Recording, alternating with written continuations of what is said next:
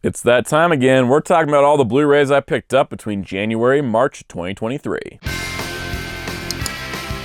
It's morphin' time!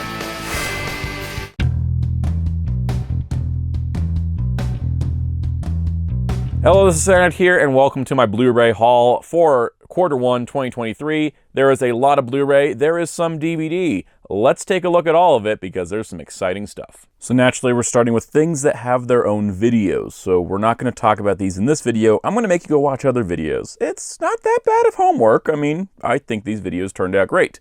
But we have Mill Creek's Ultraman Max release, which got a combo review with the Ultraman Kids set, as well as talking about what Mill Creek hasn't released for Ultraman. We had a separate review on Kamen Rider Black, and there was a combo review of Kamen Rider Ryuki and Tokusou Sentai Deca Rangers. So go check those out if you want more details on these releases. So we're going to start properly with Star Trek. There was 2 Star Trek releases in the first quarter this year, being Star Trek Prodigy Season 1, Episodes 1 through 10, and then also Star Trek Strange New Worlds Season 1.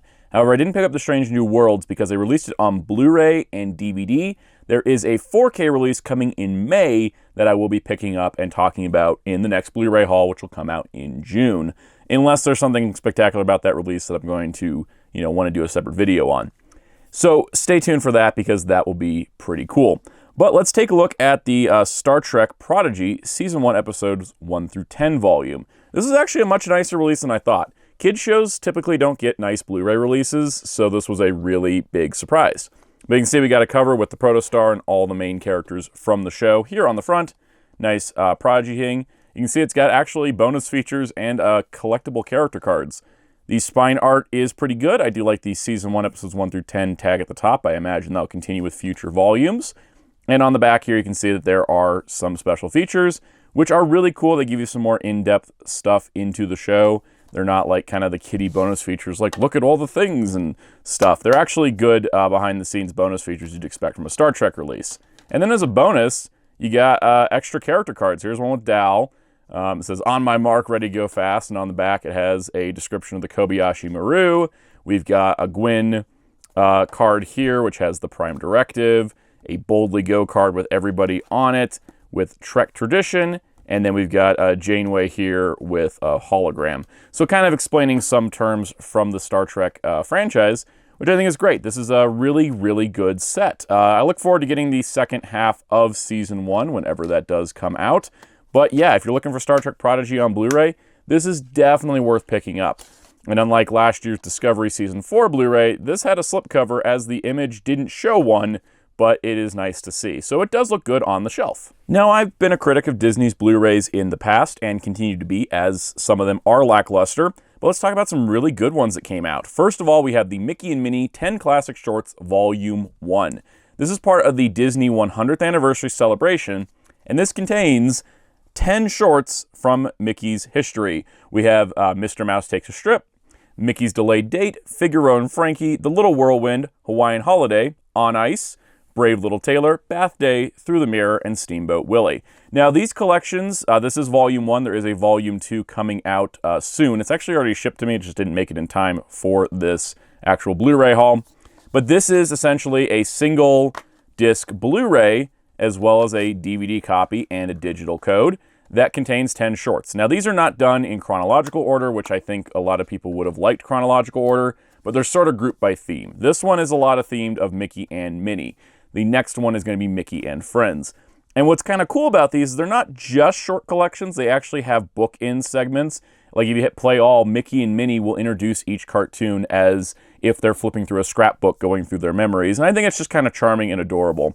Hopefully we get a lot of volumes of this and actually kind of get a complete, robust, classic Mickey Mouse and Friends library of Blu-rays. But for now, 10 shorts are available now at general retail. Disney Movie Club has released Volume 2, and that will be going to general retail later. But that is pretty much it for this release. Definitely recommended. Also recommended is the new Cinderella 4K. Also part of the Disney 100th celebration. There has been a lot of controversy over Cinderella's digital masters in the past. For example, I'll put up a tweet that actually talked about this. Here's a side-by-side of the VHS and I believe the DVD release. When they first did a digital remaster on the movie, a lot of the detail got washed out. It essentially got the Dragon Ball Z orange brick treatment of detail was washed out in the animation, and the color of the dress changed from silver to blue. It's only blue under the blue light in the ballroom dance, and for some reason, Disney has been gaslighting us to think that Cinderella's dress is blue. But as the comparison photo shows, the 4K has restored the silver color, added the detail back in, and it is a brand new transfer. So, here's the complicated part about this. This release did release at Disney Movie Club in March of 2023. It's not going to receive a general retail release until later in the year. I believe there's a Steelbook scheduled for August, and in October it'll have a general mass release. So if you are looking for this and you don't have Disney Movie Club, you're going to have to wait a bit, but I can say with 100% certainty, this is worth it.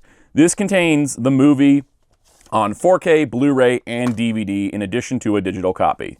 So there's our new 4K disc. The Blu-ray does have the 4K transfer with the new remaster, and I don't know about the DVD because, honestly, I don't pop DVDs in if it's got a Blu-ray inside. But this does contain all the bonus features from the previous Blu-ray release, but of course we do have that new transfer. I actually watched the movie last night, and it looks fantastic. The colors are back to what they should be from the theatrical, what we saw on the VHS and the Laserdisc, and not the washed-out digital master we've been given and essentially been gaslit into thinking Cinderella's dress is blue. It's really nice to see a proper release of this done. And I'm really happy Disney went back and redid this one because I think this was one of the worst transfers they had done. And now this new 4K is a grand update. So, highly recommended when you can get your hands on it. Cinderella's 4K is great. Now let's go through some things that are easier to talk about because we're talking about movies. I went into some detail with those others. But let's talk first with Black Panther, Wakanda Forever. Wakanda Forever was released on 2 different steelbooks. So there was a Wakanda-themed steelbook with Shuri and Okoye and I think Queen Ramonda. And then there's the Talokan steelbook, which I opted to get because I think the artwork just was a lot better with Namor, Namora, and several of the Talokani. Oh, and Atuma. It's just this beautiful piece. They actually got artists of the cultures that these 2 countries represent, and I think that's fantastic. Both steelbooks look great, but I think this one looked way better, in my opinion. Plus, I do really like everything to do with Namor and Talokan. Inside, you can actually see we got the 2 discs here with the movie on 4K and the movie on Blu-ray. And what's also cool is you get this really nice image on the inside of Namor's headdress, which just looks fantastic. This was a Best Buy exclusive if you are looking for it. I don't know if they're still available. I had ordered mine on Best Buy. It got delayed. I went into the store. They had like 30 of each. So there was plenty of them. The funny part is the little cardboard slip that tells you about everything was actually, printed at the wrong size. And this is the case on all of them where there's just like a gap at the top because it doesn't fully wrap around the top of the actual steelbook. But of note, the bonus features are a bit limited. They are not as extensive as the Marvel Studios assembled Episode 4 Black Panther Wakanda Forever that's on Disney+. I really wish they would make those specials and put them on the Blu-ray, but I can't really win this battle if Disney's going to listen. But there is a good couple bonus features, gag reel and deleted scenes, but the best thing is an audio commentary. We don't get good audio commentaries on Disney movies. If we get a commentary, they can sometimes be really bad, like the Taika Waititi commentary for Thor Love and Thunder is awful. But this one with Ryan Coogler, Joe Robert Cole, Autumn Durland Akpaja discuss the film. You got, director of photography, and I believe one of the writers. But essentially, you have 3 people that worked heavily on the movie talking about every detail of it. Great commentary, highly recommended. Really good release for a Marvel Studios release, which have been really lacking lately, so I'm glad to see that. Flipping over to DreamWorks, Puss in Boots: The Last Wish, aka I think my new favorite animated movie ever. I don't know, I've watched it a bunch. This got a 4K release, even though you can still see it in theaters in some places in the US. It's still going. This does contain a new short that actually features the characters, though not necessarily all the voice actors. Puss in Boots and Kitty Softpaws actually are voiced by the voice actors from the TV shows, Eric Bauza and I forget who voiced Kitty, as opposed to Antonio Banderas and Salma Hayek. But this set is pretty great. Of course, you get 4K. Of course, you get Blu-ray. You get digital code, usual stuff. But there is a good amount of bonus features, including an audio commentary from people that worked on it. There was so much love and effort and energy put into this movie, and this is a fantastic release of that. All right, so we got The Quiet Man. This is a movie that my mom loves. She's had the same DVD for 20 years because no one's ever done a Blu-ray. Paramount finally put out a Blu-ray. So there we go. Everything Everywhere All at Once is not a movie I need to talk about too much, considering it just like won every award recently. This was a movie I hadn't seen when it came out. I wasn't sure if I was going to like it. I was kind of waiting to see if it would hit streaming. I admit I do that. But the movie was on sale right after it won all those Golden Globes, and I was like, you know what? I'm just going to buy it. And I'm really glad I did, because not only do I absolutely love this movie, it's such a weird and bizarre film. I don't even know how it got all the way up to like winning Best Picture at the Oscars because of how weird and bizarre it is. It's just not the usual Oscar type film. Loved it.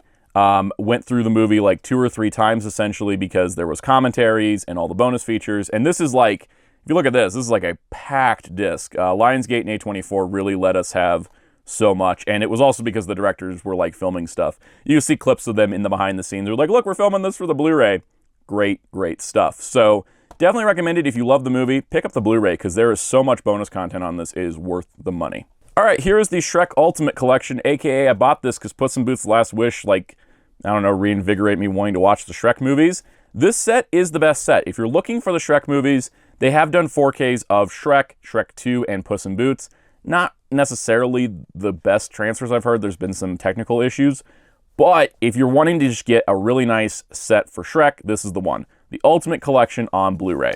This contains Shrek, Shrek 2, Shrek the Third, Shrek Forever After, Puss in Boots, Shrek the Musical, 10 shorts, including the Ghost of Lord Farquaad, the one that was actually a theme park ride at Universal Parks, and then 5 episodes from the Puss in Boots TV series. This is fantastic.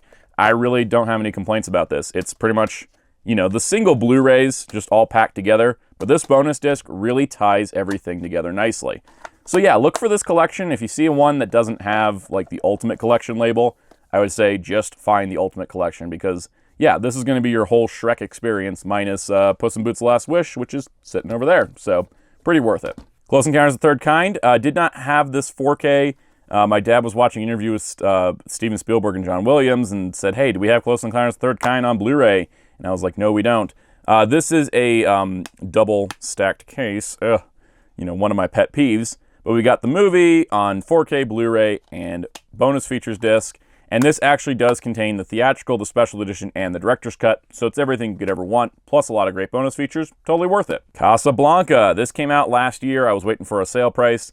You know, I had to balance things out. Casablanca is a classic film, and this is just a excellent 4K, even if, for some reason, the disc print looks out of focus. But you have essentially just the movie with a ton of bonus features. There are 2 separate commentaries. There's an introduction. It's excellent, and on top of that, the new 4K transfer is incredibly well done. All right, so funny story with this. I got my NECA Toonie Terrors Scott Howard from Teen Wolf in, and then I went, wait, I never bought Teen Wolf on Blu-ray. So here we are. Teen Wolf is the story of a teenager who finds out he's a werewolf. I mean, that's the whole plot, basically. It's an 80s movie. It is pre-Back to the Future Michael J. Fox, even though this movie came out after Back to the Future, but is kind of a fun, just sort of bizarre comedy of like a teenager in the 80s who happens to be a werewolf. And he also gets good at basketball because of it. It's great. I really do like it. Also adding to that, decided to get Teen Wolf 2 because, well, you know, at this point, if I'm buying Teen Wolf on Blu-ray, I might as well get Teen Wolf 2. And Teen Wolf 2 actually was Jason Bateman instead of Michael J. Fox, because it was post Back to the Future. So yeah, it's kind of cool that they actually, these are Shout Factory releases. They kind of mirror each other. Both of them have extensive bonus features, and the new transfers are pretty good. So if you're looking for the Teen Wolf movies on an updated disc, last time I owned these were on a dual-layered DVD. So yeah, definitely worth picking up. And then lastly, History of the World Part 1, which we didn't have on Blu-ray, bought it so we could watch it before History of the World Part 2, the Hulu series. This is an iconic classic film from Mel Brooks. It successfully pisses off everybody, which is why I think it's so funny and well-loved, honestly. But Mel Brooks has a certain style to him, and you either like it or you don't. But this has some bonus features on it. Pretty good release. Watched History of the World Part 2. That was 8 episodes of kind of this style of humor, and it was hilarious at times, really weird at times. It was definitely that variety show elements where I loved some of it, was okay with some of it, didn't like a bunch of it, but hey, that's Mel Brooks for you in a nutshell. So good on Mel Brooks for still working, but yeah, History of the World Part 1, it's a pretty cheap Blu-ray if you're looking for it, but it works for what it is.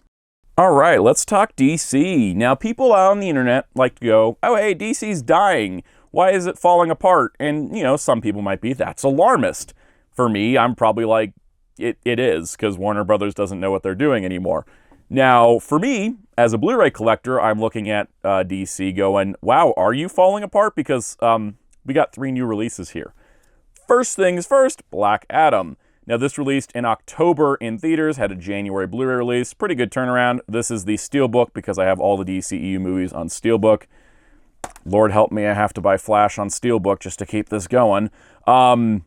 Anyways, you got, 2-disc Blu-ray, usual stuff. There is a nice shot of Dr. Fate on the inside. Considering Dr. Fate was one of the coolest parts of the movie, good idea. This is got some bonus features to it. I don't think I actually watched them, to be honest. I haven't done that yet.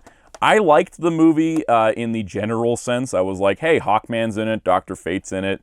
The VFX were really good, I think, for everyone's superpowers. The plot was weird. It kind of played like a Fast and the Furious movie, and I don't know if The Rock's really that great as Black Adam. But hey, it's a Rock movie. You can't really go wrong with a Rock movie, at least watching it once. But in terms of the actual film itself, I think it was fine. It's not my favorite DCU movie, but I did enjoy it, and so I'm glad to have the Blu-ray of it. Then, in February, boom! The next Tavares movie, Legion of Superheroes, featuring Supergirl and Brainiac 5, as well as the Legion of Superheroes, my favorite superhero team of all time. I think they did really good by it. The writer of this movie was a longtime Legion fan, so she was definitely putting the love and care into it.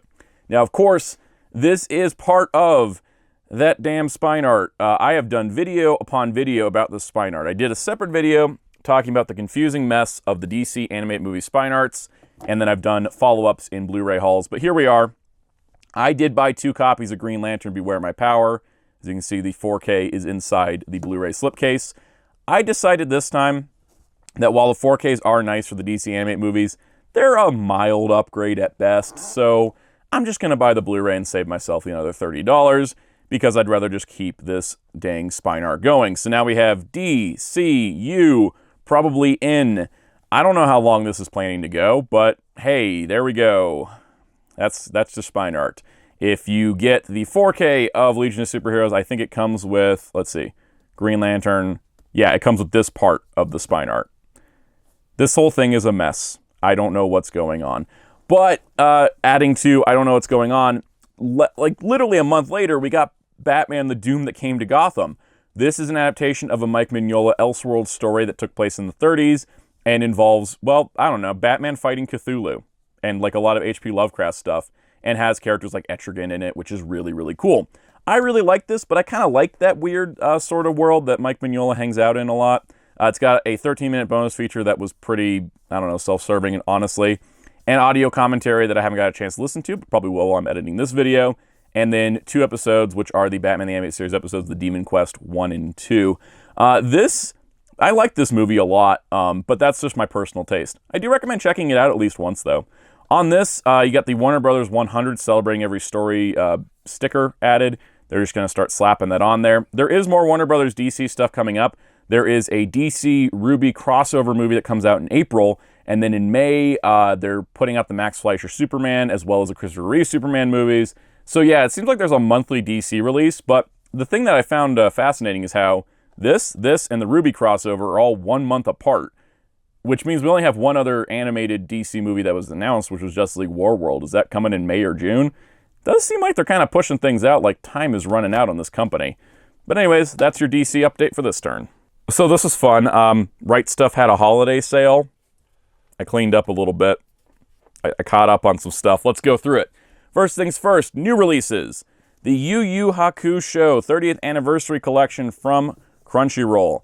This is a brand new box set featuring all the episodes of Yu Yu Hakusho, which is a classic 90s. Was it 90s? Or was it 80s? Anyways, I can't remember because it came over in the 2000s on Toonami.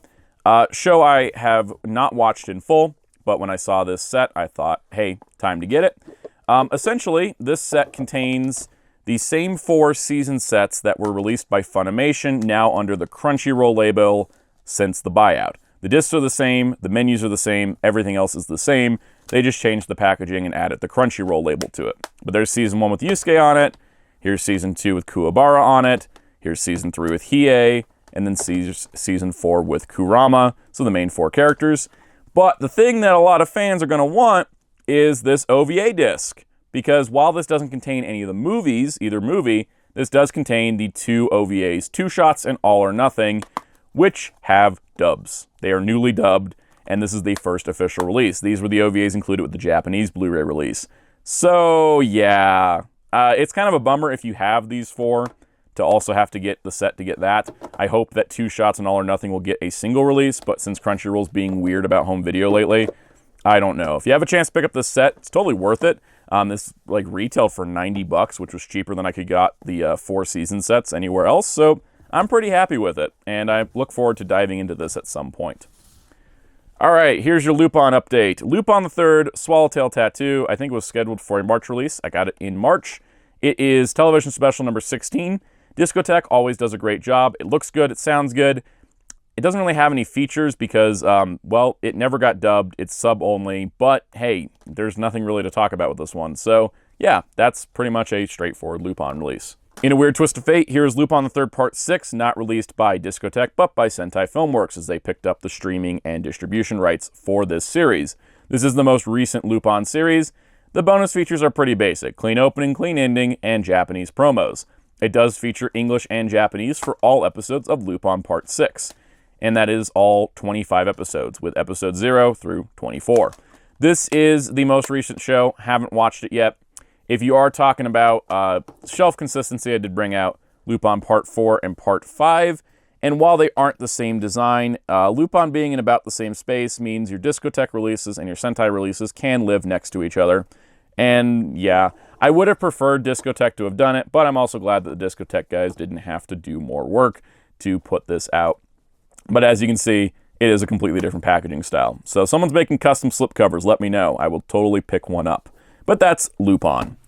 All right, the rest of this is pretty much stuff I got on sale and new releases. First up, Cat's Eye, Season 1. This is a story of 3 thieves who are really beautiful and stuff. I haven't actually watched Cat's Eye. It's in the same universe as City Hunter, so I'm looking forward to watching it at some point.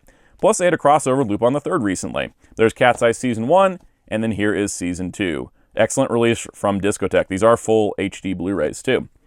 We also got City Hunter 3, City Hunter 91, the new release City Hunter Movie and TV Special Collection, and the City Hunter Movie Shinjuku Private Eyes. So those are essentially, I'm not quite caught up on City Hunter. I still need City Hunter 2. It was released in 2 volumes. I'm kind of waiting for it to go on sale again. But yeah, that's pretty much the rest of City Hunter minus City Hunter 2. And I still haven't finished everything yet. I'm just going to watch through everything once I have all the volumes. This was a new release that I think I also got on sale. Kakaishi. This is a pretty cool looking show. This is a show that's actually recommended to me by a couple friends. One friend watched it, forgot he watched it, told the other person he never watched it, then came back and was like, oh yeah, I did watch it. And so I think it's kind of fun. But looks like a cool show, and I will check it out at some point. The King of Braves, GaoGaiGar, was the thing I ordered the second it went up for pre-order because I have wanted a Blu-ray of this show forever. I love this series. I have the old Media Blasters DVD. This is definitely more condensed. It contains all the episodes of the show, including the 25 episodes that were dubbed by Media Blasters. Really cool shot of all the Brave Robos in the back. There is bonus features on here with the openings, the endings, the promos, and etc. There's even the PlayStation game cutscenes, as well as the toy commercials remastered in HD. Beautiful stuff. Absolutely great release. If you love GaoGaiGar, totally worth it. Though, as a warning, if you've never seen GaoGaiGar, the flashing lights are from pre-Pokemon Porygon seizure incidents. So that means the flashing lights can get really, really intense. So watch it in a brightly lit room and don't sit close to the TV. And if you have any kind of photosensitivity, I recommend not watching it at all. It's a great show, but that light flashing is really, really off-putting. Now, GaoGaiGar Final is on its way, so yeah, next time we'll be talking about GaoGaiGar Final, which has never had a official North American release. All right, Nutcracker Fantasy was a thing that my dad wanted, I think. I haven't watched it yet, but it's essentially a Japanese stop-motion film that looks like it's in the style of kind of like the Animagic style that the Rankin Bass specials used. Looks really cool, and I look forward to seeing it at some point. All right, Shaman King got its Japanese release. Now, the Japanese release of Shaman King is a full Blu-ray, which is just amazing. As you can see, we've got each disc here. There's about 12 to 13 episodes per disc for all 64 episodes to be released on the set. As you can see, nice artwork in the back. If you are looking for Shaman King's original Japanese language, this is the way to go. What's really cool is even though this is the Japanese language set, you do get 6 episodes dubbed, because Funimation released 2 DVD volumes with uncut dubs. They did the same thing with Yu-Gi-Oh! And so all 6 of those are included as well, which is great. Now, also, if you have the Shaman King English release, which you can see here, they do have essentially the same spine art, ironically, but they did put original Japanese language on the actual Japanese release. But they look nice together on the shelf. So really great if you are a Shaman King fan who wanted that Japanese version or that original uncut dub. Discotek knocked it out of the park here. And then lastly, I had Discotek's DVD release of Street Fighter II the movie. Here's the Blu-ray. Just something I hadn't picked it up, but needed to. Now our last topic today is going to be some really old DVDs from 2007 to 2008 releases. We are talking about the adventures of young Indiana Jones. I love the Indiana Jones movies, as you may know from videos on this channel and live streams and stuff. I adore Indiana Jones. I have never watched Young Indiana Jones until I picked up these DVDs this year. With Dial of Destiny coming up, it did seem appropriate. Now, what's really fun about these sets is that even though they were printed in 2007, they're still in stock most places. I didn't have to go third hand on these, which is pretty nice. But essentially, for those that aren't aware, the Young Indiana Jones series is a TV series that aired in 1992 to 1994 with some TV specials later on. George Lucas worked on the show directly, which is pretty cool, and he also re-edited the entire show because George Lucas never met anything he didn't want to re-edit.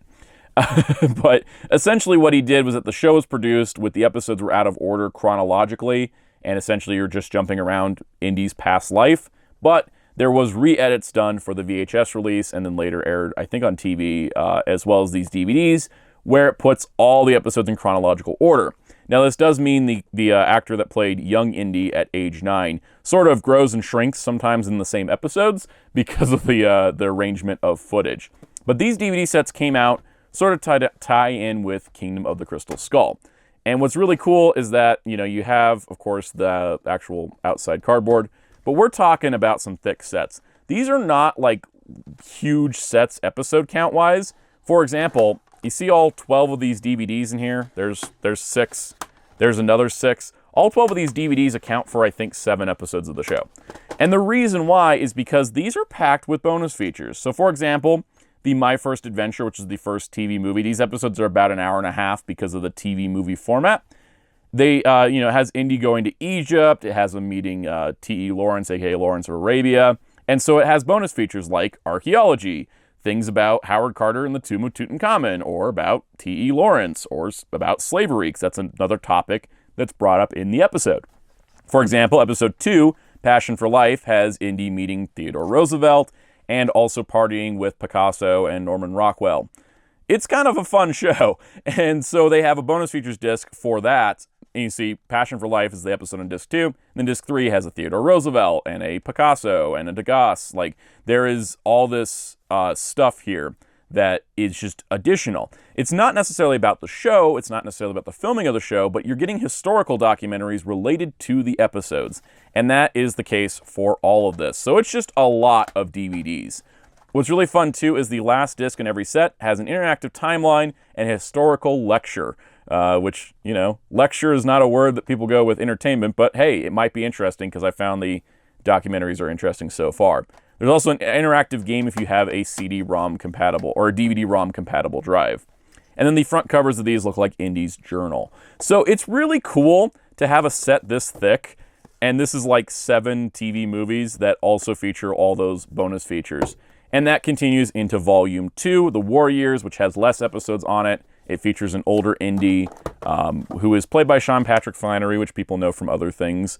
But once again, several discs. Not as many as the first set had 12. This has 8. Still a lot. Just really, really cool stuff. And the reason why I went and tracked down these old DVDs was because I thought, well, you know, here's Volume 3, Years of Change. I thought, you know, maybe they'll do a Blu-ray just because the new movie's coming out. And we haven't heard anything. There may not be a Blu-ray. I don't know if Paramount is going to release it because you know how Lucasfilm owns Indiana Jones's IP now. But if they did do a Blu-ray, these 94, and I mean 94 historical documentaries that were included here would not make the jump to Blu-ray, I can almost guarantee you. So because of that, I thought, yeah, let's get the DVDs. And the show looks good. Honestly, for a DVD presentation, it looks pretty good. Also helps it was shot in the 90s for TV, so that does add to it. But honestly, I've been watching through the set. Haven't gotten through all of it yet, but I'm really enjoying it. It's a cool show if you're an indie fan that wants a little bit more. What is not cool, however, is this mean trick that Paramount pulled on me as a shelf collector. Why is Volume 3 just slightly taller than Volume 2? I mean, thickness-wise, I get it. Those will be different. This is 12, this is 8, this is 10. But, like, what the heck? Why is this just ever so slightly higher? So that does it for this quarter's Blu-ray haul. Stay tuned to June where we'll talk about another round of Blu-rays. And also be sure to subscribe and hit the notification bell so you don't miss out on future Blu-ray videos, because there definitely will be more in the near future. Also be sure to leave a comment, tell me about your favorite release that I showcased, or ask me a question about one that's here or not here. Also be sure to hit the like button while you're down there. Check out my live streams Mondays at 5 p.m. Eastern where we talk about Blu-rays, DVDs, all kinds of cool stuff. Also, check out my social media at Twitter, Instagram, and TikTok at Soundout12. You can also find my awesome graphic designer on Twitter at DarkClaw643 and Hero Club at hero-club.com for geek news and more. And until next time, this is Soundout saying goodbye.